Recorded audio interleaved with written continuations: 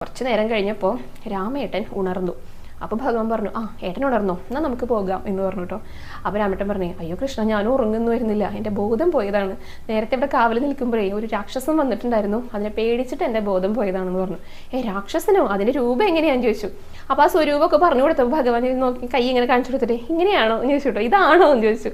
അപ്പോഴാണ് മനസ്സിലായി ഈ രാക്ഷസനെ കുഞ്ഞിതാക്കിയിട്ട് കയ്യിൽ പിടിച്ചിരിക്കുകയാണേ. ഇതന്നെയാണെന്ന് പറഞ്ഞു രാമേട്ടൻ. എൻ്റെ രാമേട്ട, ഇങ്ങനെ പേടിക്കാൻ പാടുണ്ടോ? എന്തൊക്കെ പ്രശ്നങ്ങൾ ഉണ്ടെങ്കിലും അതിനെ സധൈര്യം നേരിടല്ലേ വേണ്ടത്, അല്ലെങ്കിൽ ഈ പ്രശ്നങ്ങളൊക്കെ വലുതാവല്ലേ ചെയ്യാന്ന് പറഞ്ഞിട്ട് രാമേട്ടനെ ഉപദേശിക്കുക. ഇതന്നെ നമ്മുടെ അടുത്തും പറയുന്നേ, നമുക്ക് എന്തൊക്കെ ബുദ്ധിമുട്ടുകൾ പ്രശ്നങ്ങളുണ്ടെങ്കിലും നമ്മൾ ഒരിക്കലും പിന്നാക്കം പോകരുത്, അതിനൊക്കെ ധൈര്യത്തോട് കൂടിയിട്ട് നേരിടുക. അപ്പോൾ ഈ പ്രശ്നങ്ങളൊക്കെ ഇല്ലാതാകും, ഇതേപോലെ ചെറുതായിട്ട് നമ്മുടെ കയ്യിലിരിക്കും. നേരെ മറിച്ച് നമ്മൾ പേടിക്കുകയാണ്, പിന്നോക്കം വെക്കുകയാണെങ്കിൽ ഇതൊക്കെ വളർന്ന് വലുതായിട്ട് വലിയൊരു പ്രശ്നമായി തീരുക ചെയ്യാം. അപ്പം എപ്പോഴും എന്ത് പ്രശ്നം ഉണ്ടെങ്കിലും എന്ത് സങ്കടങ്ങളുണ്ടെങ്കിലും മുന്നോട്ട് പോകുക, ഭഗവാനെ മുറുകെ പിടിക്കുക.